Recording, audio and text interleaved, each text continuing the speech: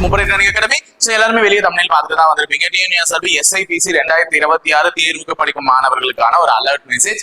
இதை யாரும் ஸ்கிப் பண்ணாதீங்க, ஓகேங்களா? சோ போனா திரும்பவும் வராது. இதுதான் நான் சொல்லிக்க போறேன் இந்த வீடியோல. சோ இந்த வீடியோல என்ன சொல்ல போறேன்னு பாத்தீங்கன்னா, வரக்கூடிய நோட்டிபிகேஷன், அதாவது 2026 எந்த வருஷமும் இல்லாத வகையில டிஎன்யூஎஸ்ஆர்பி போர்டு ஒரு ஆனுவல் பிளானர்னு ரிலீஸ் பண்ணி நவம்பர் மாதம் SI நோட்டிபிகேஷன் வருவதாகவும் செப்டம்பர் மாதம் PC நோட்டிபிகேஷன் வருவதாகவும் அறிவிச்சிருக்காங்க. அதாவது நவம்பர் 2026 எந்த நோட்டிபிகேஷன் வந்துரும்? SI-க்கான ஜாயிண்ட் ரெக்ரூட்மெண்ட் நோட்டிபிகேஷன் வந்துரும். செப்டம்பர் 2026 எது வந்துரும்? PC நோட்டிபிகேஷன் வந்துரும். ஆனாலும் நிறைய மாணவர்கள் என்ன தெரியுமா பண்ணிட்டு இருக்கீங்க, சார் எனக்கு படிக்கவே இன்ட்ரெஸ்ட் இல்ல, என்னால ஒழுங்கா கன்சிஸ்டன்டா உட்காந்து படிக்க முடிய மாட்டேங்குது, அப்படியே படிச்சாலும் எனக்கு மறந்து போகுது. இதுதான் பல பேரோட கம்ப்ளைண்ட் இருக்கு. சோ இந்த கம்ப்ளைண்ட்டுக்குலாம் ஒரு விஷயமா தான், ஒரு அலர்ட் மெசேஜா தான் இந்த வீடியோ இருக்க போகுது. சோ இந்த வீடியோவை தயவு செஞ்சு ஸ்கிப் பண்ணாம பாருங்க. சோ ஏற்கனவே 2024 வரக்கூடிய நோட்டிபிகேஷன் கொஞ்சம் டிலே ஆகி 2025 வந்து 2025 எக்ஸாம் நடந்து இன்னமும் அது கேஸ் போயிட்டு பிசிக்கல் நடந்துட்டு இருக்கு. எங்களுக்கு நோட்டிபிகேஷன் வருமானே டவுட்ல இருக்கீங்க. நான் நல்லா சொல்றேன், அவர்களுக்கான வாய்ப்பு வரும்பொழுதே அதுல பல பேர் வயது தகுதியவே இழந்துட்டாங்க. அது உங்களுக்கு நல்லாவே தெரியும் இருக்கக்கூடிய காலகட்டத்துல. அப்ப நீங்க இன்னமும் நேரத்தையும் வயசையும் வீணாக்குனீங்கன்னா போனா எதுவுமே திரும்ப வராது. சோ நம்ம கிட்ட இருக்கிறதே அந்த வயசும் அந்த நேரமும் தான். ரெண்டுமே போயிடுச்சுன்னா அது திருப்பி நம்மளால என்ன பண்ண முடியாது, எடுக்க முடியாது. சோ 9வது மாசம், அதாவது செப்டம்பர் மாசமோ நவம்பர் மாசம் 11வது மாசமோ, இந்த 2 மாசத்துல வரக்கூடிய நோட்டிபிகேஷனுக்கு ஆல்ரெடி நம்ம கிட்ட 2 மாசம் போயிடுச்சு.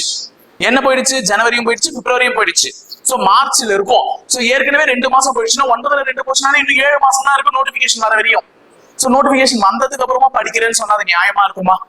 நம்மளை பொறுத்தவரையும் நோட்டிபிகேஷனுக்கு முன்னாடியே எவ்வளவு படி வேணாலும் படிச்சு வச்சிடலாம். நோட்டிபிகேஷன் வந்ததுக்கு அப்புறமா நம்ம ப்ரிப்பரேஷன் பண்ணக்கூடாது, ரிவிஷன் தான் பண்ணணும். சோ ரிவிஷனுக்கும் ப்ரிப்பரேஷனுக்கும் வித்தியாசம் இருக்குல்ல. அப்ப அதுக்கப்புறம் உட்காந்து ப்ரிப்பேர் பண்ண போறியா இல்ல ரிவிஷன் பண்ண போறியா? சோ ரிவிஷன் தானே ரொம்ப முக்கியம். சோ ரிவிஷன் பண்றதுக்கான வழியை பாருங்க. அதுதான் நமக்கு ரொம்ப ரொம்ப ரொம்ப ரொம்ப முக்கியம். ஆனாதான் என்னால படிக்க முடியலையே சார், கன்சிஸ்டன்டா உட்காந்து படிக்க முடியலையே, எனக்கு தான் படிச்சது மறக்குது, என்னால கன்சிஸ்டன்டா ஒரு 4 பேஜ் படிக்க முடியலையே, அதுக்கு தானே வழி சொல்றேன்னு சொன்னீங்க, அதை சொல்லுங்க அப்படின்னு சொல்லிட்டு கேட்டீங்கன்னா, அதுக்குதான் நம்ம ஜப்பானியர்கள் பயன்படுத்தக்கூடிய முறை. அதாவது ஜாப்பனீஸ் வந்து ஒரு டெக்னிக் பயன்படுத்துவாங்க. என்ன டெக்னிக் அப்படின்னு பாத்தீங்கன்னா, கைசான் டெக்னிக் அப்படின்னு சொல்லிட்டு ஒரு டெக்னிக். சோ இந்த அலர்ட் மெசேஜ் இதுவா எடுத்துக்கோங்க. ஏன்னா நம்ம கிட்ட நாட்கள் இன்னும் குறைவா தான் இருக்கு. அந்த குறைவான நாட்களை நம்ம நல்லா படிக்கணும். அது என்ன சார் கைசான் டெக்னிக் அப்படின்னா, உங்களை நீங்களே பாராட்டிக்கிறது அல்லது உங்களுக்கு நீங்களே ஒரு விருதை கொடுத்துக்கிறதுக்கு பேர் தான் கைசான் டெக்னிக். புரியுதுங்களா சொல்றது? அப்ப என்ன சார் பாராட்டணும், என்ன சார் விருது கொடுக்கணும் அப்படின்னு நீங்க கேட்டீங்கன்னா, ஒரு நாளைக்கு நீ ஒரு வேலையை அசைன் பண்ணிக்கோ, ஓகேவா? அந்த வேலையை முடிச்சா அந்த விருது உனக்கு கொடுத்துக்கோ, அந்த வேலையை முடிக்கலன்னா அந்த விருது உனக்கு கொடுத்துக்காத. இவ்வளவுதான் விஷயம். என்ன சார் அந்த வேலை, என்ன அந்த விருது அப்படின்னு நீங்க என்ன கேட்டீங்கன்னா, பிசிக்கா இருந்தாலும் சரி, SI-க்கா இருந்தாலும் சரி, 6th to 10th வரையும் இருக்கக்கூடிய விஷயத்தை கண்டிப்பா பேசிக்கா ஒரு மாணவன் படிச்சு புரிஞ்சிருக்கணும். ஒரு PC தேர்வு எழுதக்கூடிய மாணவனா இருந்தாலும் சரி, SI தேர்வு எழுதக்கூடிய மாணவனா இருந்தாலும் சரி, கண்டிப்பா என்ன பண்ணணும், 6th to 10th வரையும் கண்டிப்பா படிச்சுதான் இருக்கணும். அவன் படிக்காம போய் எக்ஸாம் எழுத முடியுமா? கண்டிப்பா முடியாதுல்ல. அவன் கண்டிப்பா படிக்கணும்ல. அப்படி 6th to 10th வரையும் இருக்கக்கூடிய அந்த பாடத்தை படிக்கிறதுக்கு அவன் என்ன ஒரே நாள்ல படிச்சுடு, இன்னைக்கே படிச்சுடு, நாளைக்கே போய் எழுதிடு நான் சொல்றான்? இல்ல, உனக்கு டைம் கொடுத்துருக்கான். நான் 6th to 10th இன்னைக்கே படி நான் தான் சொல்றேன்னா இல்ல போர்டு தான் உனக்கு சொல்லுதா? யாருமே உனக்கு சொல்லல. அவங்க உங்களுக்கு டைம் கொடுத்துருக்காங்க. அந்த டைமை நல்லபடியா பயன்படுத்திக்கோ.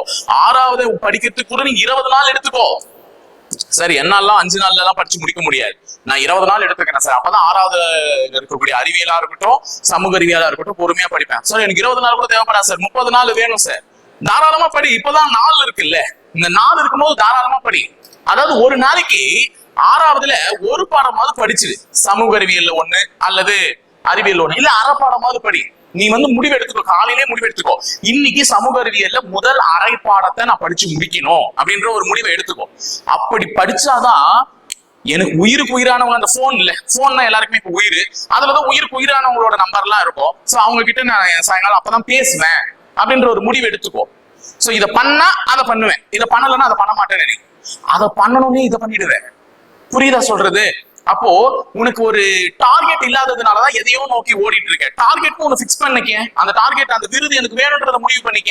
காக்கி யூனிஃபார்ம் எல்லா தோல்லையும் ஏறணும்ன்றதுனாலதான் நான் இந்த எக்ஸாமை தேர்ந்தெடுத்த, இதுக்கு படிக்கவே வந்திருக்கேன்னு சொல்றேன். அப்ப நவம்பர் மாசமும் செப்டம்பர் மாசமும் வரக்கூடிய நோட்டிபிகேஷன்ல தான் அந்த காக்கி உடுப்பு மேல ஏறணும்னா அது வரையும் நம்ம சும்மாவே உட்காந்துட்டு இருக்க முடியுமா? அன்னைக்கே ஒரு டார்கெட்டை பிக்ஸ் பண்ணு.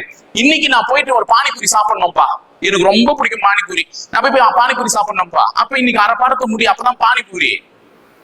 இல்லையா, நான் ஒருத்தர்கிட்ட பேசணும்ப்பா, எங்க அம்மா கிட்ட கூட நான் போய் பேசணும்ப்பா, நிம்மதியா மனசு நிம்மதியா பேசணும்ப்பா. அப்ப இன்னைக்கு அந்த அரை பாடத்தை முடிச்சுட்டா போய் பேசு. இதுதான் ஒரு டார்கெட். இப்படி ஒரு டார்கெட்டை பிக்ஸ் பண்ணிட்டு அதை முடிச்சுட்டா அந்த ரிவார்டை உனக்கு நீயே கொடுத்துக்கோ. கண்டிப்பா உன்னால சக்சஸ் ஆக முடியும்.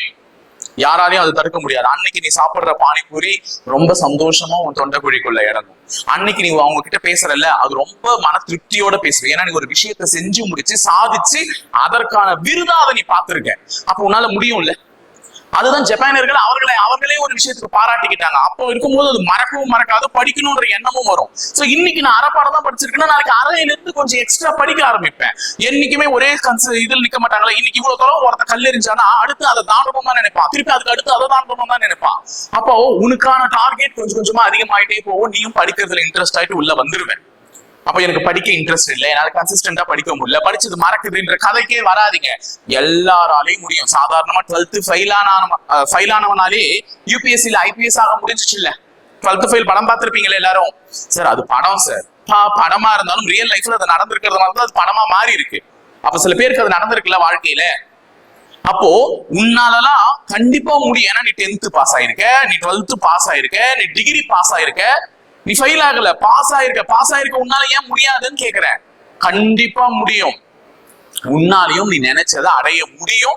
அதுக்கு நீ ஒரு டார்கெட்டை ஃபிக்ஸ் பண்ணிட்டு படி. சோ இன்னில இருந்து இந்த டெக்னிக் கொஞ்சம் ஃபாலோ பண்ணு.